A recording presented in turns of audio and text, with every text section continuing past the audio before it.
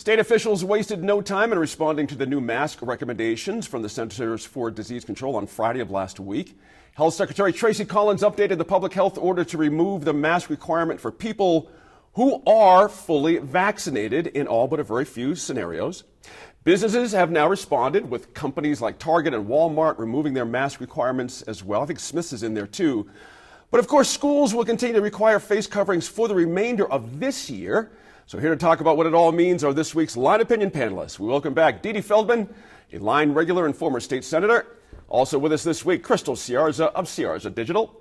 And returning to the panel this week is Dave Mulryan from the group Everybody Votes. Welcome to you all. I just want to start by going around the table, get your personal observations. Have you seen a major decline in the use of masks since the public health order was changed as you go about your daily lives? Dede, let me start with you. Well, I do see many more unmasked people. But yesterday I drove through Corrales and stopped there at Flying Star, and almost everyone was wearing masks. So I think it's very mixed. And of course, I don't see inside of places, which is what I think the concern is. But outdoors, even outdoors, people are still wearing their masks. David, what about you? You've been out and about. What have you been seeing out there? You know, I was actually surprised by the number of people that continue to wear masks. And listen, I'm a proponent. I mean, you know, there's this idea in healthcare where you have harm reduction. And if you can wear a mask, and even if you're vaccinated, you know, we don't know what the variants are, where they're coming from. And, you know, as my mother was always fond of saying, don't ask for trouble because you'll get it. And, you know, the mask to me is not that big of a deal to continue wearing it. I noticed at the gym that you don't have to wear the mask, but any number of people were wearing it. But of course, you know, the irony is the people who are going to be conscientious and wear the mask are probably the people who are also vaccinated. And so, you know, look, I was a teenage boy once. I thought nothing could happen to me. And right. I was out running around doing things that you do when you're that age. So but again, to me, that just says I can only take care of what I can do. I'm going to keep wearing the mask. And plus it hides my neck. What can I say? We all have our reasons. You're allowed. Yes. Crystal, you know, you travel in a lot of circles out there, business, public, private. What's the last couple of weeks been like for you on the mask? It's been very interesting. So from the social sports side, golfers are definitely not wearing masks out there just because of the open air. But when you're in the bar or having a couple drinks, you see that. You know, definitely the city courses, the great city courses in Albuquerque and some of the private clubs have definitely been enforcing those mask rules. Whenever, you know, our kickball is going to start coming up here pretty soon and definitely close contact. And a big part is the fact that it's hard to even compete in sports with masks. So that's a big thing. I had a really interesting conversation with my leadership group and a leadership group of other business owners. And though we try to keep things very confidential, I can tell you that a lot of us are still a little confused on what are we supposed to do to protect our employees? How do we help our customers? Have we seen areas of business that are super flexible? How are they defying or accidentally defying governor's orders? So at this point, I think it's clarity that is not quite out in the community from an administrative perspective or operational intentions. So that's what's been really confusing about the mask part. But I think if I was to, you know, take the personal approach, like I think about my mom, you know, my mom is a pancreatic cancer survivor. And she was one of the first people to get the vaccine back in February. And, you know, back then she would say, you know, it seems really ridiculous that I have to wear a mask in 2019 to jump on an airplane to travel internationally. But now I feel like everybody's starting to look like me when it comes to flights. And so I'm with Dave and I'm with Dede, like whatever's most comfortable for the individual is the right choice. Good stuff there. Dede, I got a question about the governor. You know, a lot of people were surprised, I think, by the state's move to lose the mask mandate after, you know, they held a hard line in terms of many other aspects of the public health order. Does this prove what the governor has been saying all along, that she is following the science, or would she have been better off waiting to ditch the masks until we reach that magical 60% vaccination statewide, which she had been touting earlier? Well, it did seem like a really quick turnaround, just in response to the CDC guidelines, which were also introduced quite change quite quickly. True. And I think that, I think that she could have waited a little bit and stuck with the program that we were doing. I would have been more comfortable if she waited until maybe mid-June, which would have been accelerating the timeline a little bit. Senator, I got to ask you, Senator, is that politically possible? That she could have waited until mid-June with the rest of the country flinging off masks? Would that have held? Well, I think that it's all in the details. I mean, what about the indoor spaces, and where are masks still required, and who is enforcing the mandates? Now businesses must determine who is unvaccinated and who is vaccinated. And the honor system. Well, this is like falling back on the honor system. And the honor system, usually requires trust. And what we've been seeing is an erosion of trust in all institutions and in one another. And now, we could see who was wearing a mask and who wasn't wearing a mask before.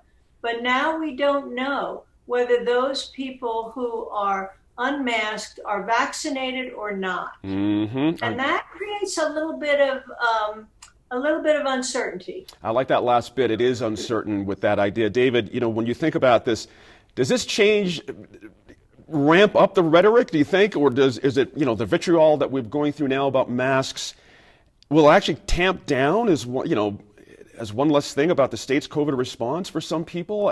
What's your sense of it? My sense is a couple of things. One, I think that the CDC, I think they were premature, but I don't happen to have a PhD in biochemistry, so I'll let the decision to them. But I also think that the politicians, and not just the governor, but politicians in general, the mask became a metaphor for how we were in this epidemic. And somehow removing the mask is meant to make people feel better.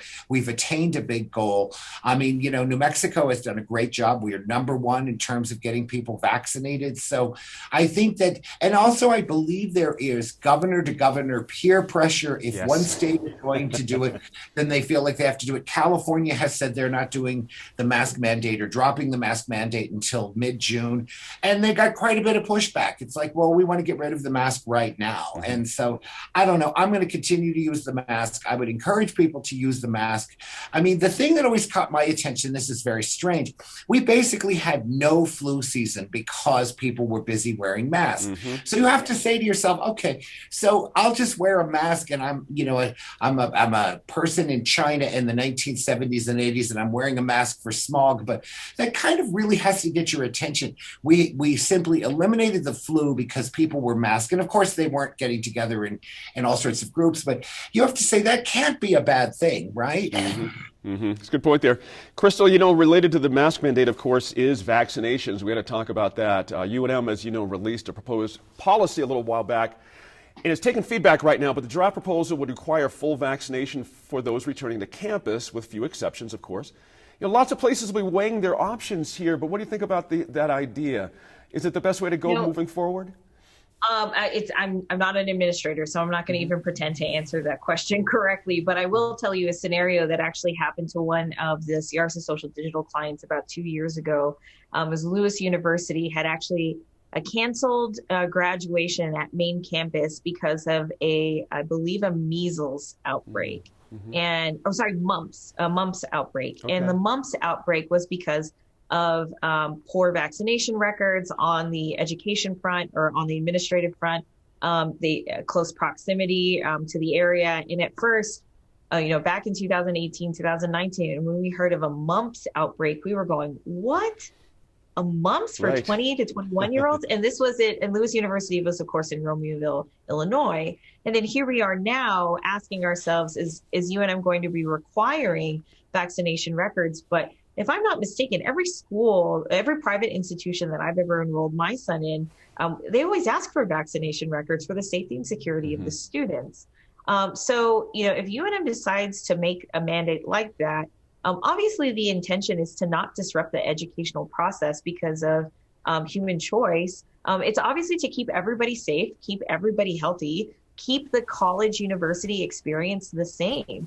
And so if they decide to go through a decision like that, it's not uncommon. And like I said, the case in point with Lewis University in Romeoville, Illinois. So, Dee Dee, do you have a thought on that, Senator? Interesting point Yeah, Crystal just made. I think that colleges and universities all over the country are considering this now. And they have a recommendation from the American Health Association that it should be a requirement come the fall Okay. for colleges to get back into full swing. And I think that, like, for example, the University of Colorado system is doing it. I know Fort Lewis College is doing it.